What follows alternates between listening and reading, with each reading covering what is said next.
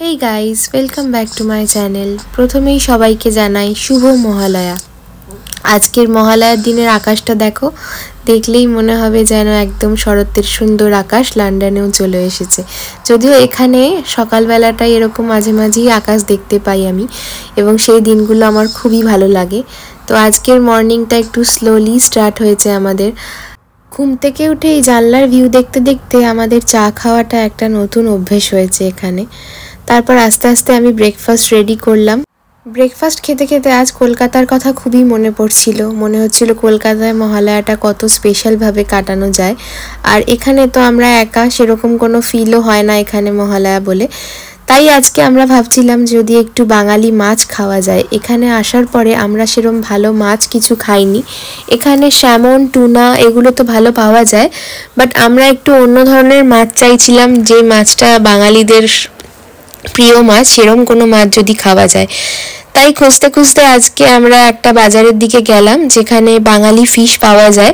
সেই দোকানটায় সব রকম মাছই পাওয়া যায় শুনেছি, কিন্তু সেখানে বাঙালি ফিশটা নাকি বেশি ভালো পাওয়া যায়। তাই ভাবলাম আজকে একটু যাই সেই মাছের খোঁজে। যদি মাছ পাওয়া যায় তাহলে আজকে মাছটা খেলেও অ্যাটলিস্ট মহালয়ার দিনে কলকাতার একটু স্মৃতিটাকে আমরা ফিরে পাবো। সো এসে গেছি দেখো এই মাছের শপে। এখানে কত রকমের মাছ পাওয়া যাচ্ছে, সবই যদিও বা বরফে রাখা ফ্রোজেন মাছ, কিন্তু মাছগুলো ফ্রেশ আছে। এরকম বরফে রাখা মাছ আমরা ইন্ডিয়াতেও অনেক সময় খাই।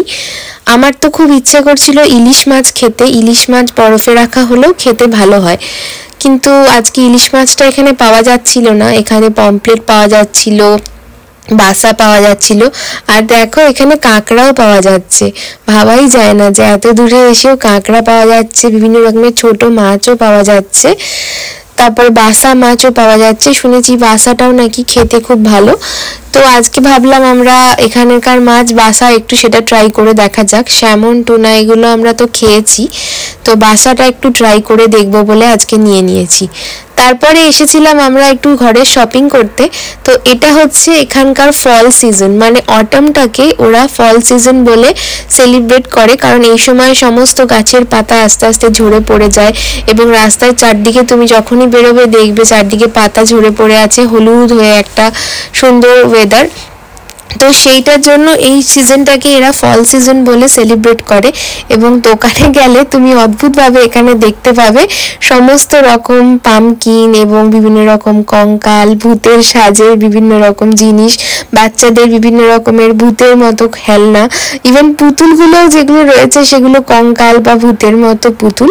তো এগুলো এখানকার একটা ট্রেডিশন, যারা মানে এখানে থাকে তারা এরকমভাবে নিজের বাড়ি ঘরকেও এই সময় সাজায়, এই থিমে সাজায়। আবার বাচ্চারা বড়রা সবাই এভাবে সেজে গুজে ফটোশুটও করে।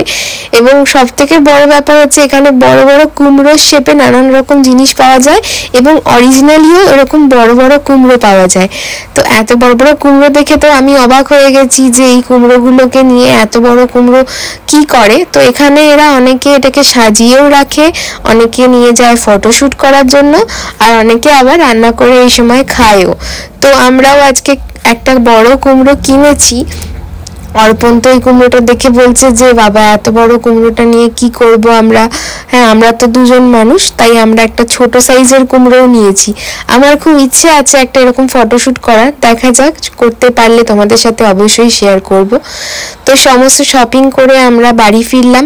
বাড়ি ফিরে এখানে আজকাল খুব চা আর কফি খাওয়ার নেশা হয়েছে একটু আমাদের, ঠান্ডা যেহেতু বাড়ছে। তো একটু কফি খেয়ে আমি বানাতে শুরু করলাম পামকিনের একটা স্যুপ। আমি ইউটিউবেই দেখেছিলাম আগে একবার এই ভিডিওটা, এখানকার কোনো একজন ফরেনার দেখাচ্ছিল যে তারা এরকম পামকিন দিয়ে এই সময় স্যুপ বানিয়ে খায়, এবং সেটা খেতেও খুব ভালো হয়। সো আজকে আমি এনেছিলাম একটা ছোট সাইজেরই, বাট দেখো পুরো গোটা পামকিন। এরকম একটা বড় এনেছি, একটা ছোট। বড়টাকে আমি ছবি তোলার জন্য এনেছি, পরে সেটাকে না হয় অন্য কিছু বানাবো, বাট আজকে আপাতত ছোট সাইজেরটাকেই কেটে আমি বানাবো হচ্ছে পামকিনের একটা স্যুপ। আশা করি রেসিপিটা দেখে তোমরাও ট্রাই করে বলবে তোমাদের কেমন লেগেছে, এবং আমরাও খেয়ে বলবো আমাদের কেমন লেগেছে। তো যেভাবে আমি দেখেছিলাম ভিডিওটা সেভাবেই আজকে বানানোর চেষ্টা করছি। প্রথমেই পামকিনটাকে ভালো করে খোসা ছাড়িয়ে মাঝখানের বিচিগুলোকে সব খুলে ফেলতে হবে, তারপরে এটাকে করে নিতে হবে ছোট ছোট টুকরো। আর পামকিনের সাথে অন্যান্য সবজি হিসাবে গাজরটাই ভালো যায়, তাই আমি গাজরটা নিয়েছি এখানে। তোমরা চাইলে অন্য সবজি দিতে পারো, বাট যেহেতু স্যুপটা একটু অন্যরকম খেতে হবে তাই এর সাথে গাজরটাকেই ওরা ইউজ করেছিল, আর আমিও তাই গাজরটাই দিয়েছি। আমার মেয়ে গাজর খেতেই ভালোবাসে, তো আমি ভাবলাম গাজর দিয়েই করি। তো সমস্ত পামকিনটাকে আমি ছোট ছোট টুকরো করে কেটে নিচ্ছি। মোটামুটি করে কাটলেই হবে, কারণ এটা মেনলি তোমার স্লো কুক করে রান্না হবে এবং কুমড়ো খুব তাড়াতাড়ি সেদ্ধ হয়ে যায়, সেজন্য বেশি ছোট করার দরকার নেই। আর গাজরটাকেও সেমভাবে আমি খোসা ছাড়িয়ে সমস্ত টুকরো করে করে কেটে নেব। গাজর আর পামকিনের সাথে আমরা পেঁয়াজ দিয়ে তরকারি খেয়েছি ইন্ডিয়াতে, বাট এরকম স্যুপ আমি প্রথমবার ট্রাই করছি, দেখা যাক কিরকম হয়। তো এখানে দেখিয়েছিল ওরা যে এটার সাথে রসুন আর পেঁয়াজ সেটাকেও কেটে নিতে হবে। রসুনের পাউডারও যেটা এখানে পাওয়া যায় সেটাও ইউজ করা যেতে পারে, বাট আমি একটু কাঁচা রসুনটা ইউজ করছি, কারণ কাঁচা রসুনের গন্ধটা আমার মনে হয় বেশি ভালো লাগবে। তো পেঁয়াজ আর রসুনটাকে সমস্ত কিছুকে ছোট ছোট টুকরো করে কেটে নিতে হবে। এরপর একটা প্যান গরম হতে দিয়ে ওর মধ্যে আমি দিয়ে দেব চপ করে রাখা রসুনগুলো। প্রথমেই তেলের মধ্যে রসুনটা দিচ্ছি যাতে তেলটার গন্ধটা একটু রসুনের সাথে মিশে গিয়ে ভালো একটা ফ্লেভার চলে আসে।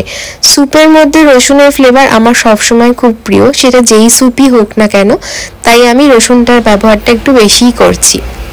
তেলের মধ্যে কিছুক্ষণ রসুনটাকে যদি ভাজা হয়ে যাওয়ার পরে এর মধ্যেই আমরা অ্যাড করে দেব পেঁয়াজ, গাজর এবং কুমড়ো যা সব কেটে রেখেছিলাম সেই সমস্ত কিছুকেই তেলের মধ্যে দিয়ে একটু নাড়াচাড়া করে ভেজে নিতে হবে। এই রান্নাটা আমি প্রেসার কুকারে করছি, বাট আমি কিন্তু এটা সিটি দিয়ে করব না, আমি এটা ঢাকা দিয়ে স্লো কুকেই করব।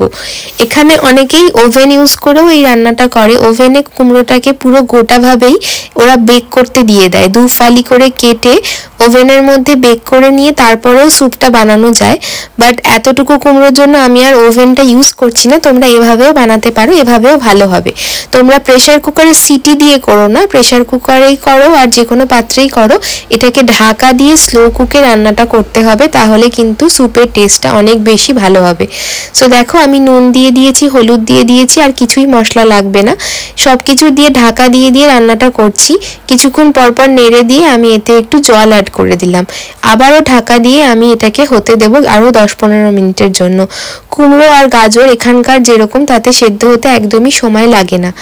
এরপর একটা ব্লেন্ডার জার নিয়ে নিয়েছি, বড় ব্লেন্ডার জার হলেই ভালো হয়, আর যদি তোমাদের হ্যান্ড ব্লেন্ডার থাকে তাহলে আরও ভালো হয়। হ্যান্ড ব্লেন্ডার হলে তোমরা ওই কুমড়োটাকে প্রেসার কুকারের মধ্যেই ব্লেন্ড করতে পারবে।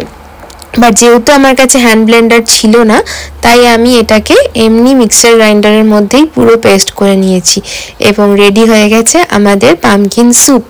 দেখো দেখতে তো বেশ ইয়াম্মি লাগছে। তো এর ওপর আমি দিয়ে দিলাম একটু বাটার, আর এর মধ্যে অ্যাড করব আমি একটু গোলমরিচের গুঁড়ো। গোলমরিচটা তোমরা তোমাদের ইচ্ছে মতো কম বেশি করতে পারো, আমি মেয়ের জন্য অ্যাড করিনি, আমাদেরটাতে শুধু অ্যাড করেছিলাম। তারপর এটাকে খেয়ে দিয়ে আমরা দুপুরবেলায় একটুখানি গেলাম মেয়েকে নিয়ে পার্কে। মেয়ের ঘোরাটা মেয়ে খুবই এনজয় করে, এবং আজকে ঠান্ডা হাওয়া দিলেও ওয়েদারটা এমনি ভালো ছিল। এখন মাঝে মাঝেই বৃষ্টি হয়, যেহেতু ফল সিজন স্টার্ট হয়ে গেছে, তো ম্যাক্সিমাম দিনই এখন বৃষ্টি হয়। আর যেদিন একটু ওয়েদার ভালো থাকে সেদিন সবাই এখানে বেরিয়ে পড়ে নিজেদের বাচ্চাদেরকে নিয়ে ঘুরতে। সো পার্কেও মোটামুটি আজকে ভালোই লোকজন ছিল, তো আমিও নিয়ে চলে এসেছিলাম ওকে পার্কে। কিছুক্ষণ পার্কে ঘোরাঘুরি করলাম, ওরও ভালো লাগলো, আমাদেরও ভালো লাগলো। এই করতে করতেই পার্কেই অনেকটা বিকেল অবধি আমরা সময় কাটিয়েছি। দেখো এখন আকাশটা কি সুন্দর, এরকম আকাশ দেখলে আমার সব সময় ভালো লাগে। এরপর বাড়ি এসে অর্পণ আজকে আমাদের জন্য রান্না করছে বাসা মাছটা। এই বাসা ফিশ আমি রান্না করতে জানি না, অর্পণ ওটাকে সুন্দরভাবে ম্যারিনেট করে তারপরে রান্না করেছে, এবং আমার আজকে আর রান্না করতে ইচ্ছেও করছিল না। মাঝে মাঝে এরকম হয় যে কোনো দিন আমার আর রান্না করতে ইচ্ছে করে না, তখন অর্পণই কিন্তু রান্নাটা করে। আমার মনে হয় সংসারটা দুজনে মিলেমিশে করালে সেটা অনেক বেশি ভালো লাগার হয়। একজন মানুষই সারাদিন সব কাজ করবে এটা কখনোই হওয়া উচিত নয়, তাই আমরা দুজনে মিলেমিশেই সব কাজ করি। তো আজকে আমার ভালো লাগছিল না বলে অর্পণ মাছ রান্না করেছে এবং ওই স্যুপটাও আমাদের অনেকটাই হয়েছিল, সো রাতের ডিনারের জন্য সেই স্যুপটা রয়ে গেছে, তো সেটাকেও ভালো করে গরম করে গোলমরিচ দিয়ে ও সাজিয়ে নিয়ে এসেছে। যেদিন ও এরকমভাবে সাজিয়ে গুজিয়ে খেতে দেয় সেদিন আমার খুব ভালো লাগে, কারণ মাঝে মাঝে আমারও মনে হয় যে আমি সবাইকে খেতে দেওয়ার থেকেও আমাকেও কেউ এরকম সুন্দর করে সাজিয়ে খেতে দিক। তো এই জন্য আজকে আমার খুব ভালো লাগছিল, মহালয়াটা মনে হচ্ছিল এভাবেই আমাদের খুব স্পেশাল করে কাটছে। তো তারপর ও খাবার রেডি করে আমাদেরকে ডাকলো, তখন আমি আর মেয়ে এলাম, এসে খাবারটা খেলাম। তো স্যুপটা সত্যি কথা বলছি এভাবে বানিয়ে তোমরা দেখতে পারো, স্যুপটা খেতে কিন্তু সত্যি খুব ইয়াম্মি হয়েছিল এবং আমার মেয়েরও এই স্যুপটা খুবই পছন্দ হয়েছে, ও কিন্তু এই স্যুপটা অনেকটা করে খেয়েছে এবং এটা আমরা ব্রেড দিয়ে খাচ্ছিলাম, তোমরা চাইলে এমনিও পুরোটা খেতে পারো। যেহেতু রাতের ডিনার সেহেতু আমরা এটার সাথে একটু ব্রেড টোস্টও করে নিয়েছিলাম, মেয়েও ব্রেড টোস্ট দিয়ে খাচ্ছিল, বাট মেয়ে ব্রেডের থেকেও বেশি ওই স্যুপটা শুধু শুধু খেতেই পছন্দ করেছে। তারপর রাত্রিবেলায় দেখো আমার মেয়ের কাণ্ড, রাত্রিবেলা ওর বাবা সোয়েটার নিয়েছিল নতুন একটা আজকে, সেই সোয়েটারটা ও পরবে, ও পরে এটাকে ঘুরবে। এই কিউট কিউট মোমেন্টগুলো তোমাদের সাথে শেয়ার করলাম, তোমাদের কেমন লাগলো অবশ্যই জানিও। আর ভিডিওগুলো ভালো লাগলে আমার চ্যানেলটাকে লাইক শেয়ার এন্ড সাবস্ক্রাইব করে বেল আইকনটা প্রেস করে দিও। Thanks for watching, bye bye.